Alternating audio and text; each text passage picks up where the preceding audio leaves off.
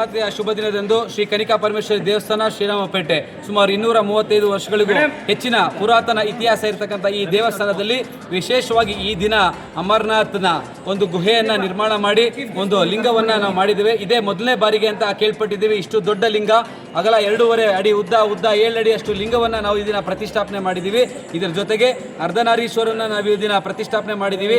ಅದಕ್ಕೆ 101 ರೀತಿಯ ಒಂದು ಆರತಿಗಳನ್ನ ಮಾಡುವಂಥ ವ್ಯವಸ್ಥೆನ ಇದು ಮಾಡಿದ್ದೀವಿ. ಇದ್ರ ಜೊತೆಗೆ ಭಾರತದ 7 ಪವಿತ್ರ ನದಿಗಳ ನೀರನ್ನು ತಂದು ಎಲ್ಲ ಭಕ್ತಾದಿಗಳ ಕೈಯಲ್ಲಿ ಒಂದು ಅಭಿಷೇಕವನ್ನು ಇಟ್ಕೊಂಡಿದ್ವಿ. ಇದಲ್ಲದೆ ಮುಖ್ಯ ಅತಿಥಿಗಳು ಎಲ್ಲ ಕಾರ್ಯಕ್ರಮಗಳನ್ನ ನೋಡ್ತಾರೆ.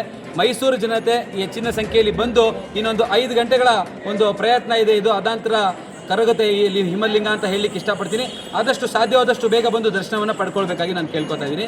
ಕನಿಕಾ ಪರಮೇಶ್ವರಿ ದೇವಸ್ಥಾನ ಶ್ರೀರಾಮಪೇಟೆ ಹಾಗೂ ಅಂಗಸಂಸ್ಥೆಯಾದಂಥ ವಾಸವಿ ಅಮೆಎಂನ ತಂಡದಿಂದ ಈ ಒಂದು ಪ್ರಯತ್ನವನ್ನು ನಾವು ಮಾಡಿದ್ವಿ. ರಾತ್ರಿ ಇಡೀ ಹೇಗಿರುತ್ತೆ ಸರ್?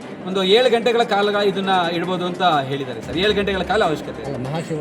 ಮಹಾಶಿವರಾತ್ರಿ ಪೂರ್ತಿ ಇರಲ್ಲ ಸರ್, ಒಂದು 7 ಗಂಟೆಗಳ ಕಾಲ ಇಲ್ಲಿ ವ್ಯವಸ್ಥೆ ಇರುತ್ತೆ. ರಾತ್ರಿ 12 ಗಂಟೆವರೆಗೂ ನಾವು ಇರ್ತೀವಿ. ನಮ್ಮ ಹೆಸರು ನಾಗೇಶ್ ಅಂತ ಹೇಳಿ ಇಲ್ಲಿ ಕಾರ್ಯದರ್ಶಿಯಾಗಿ ಸೇವೆಯನ್ನು ಸಲ್ಲಿಸ್ತೀವಿ.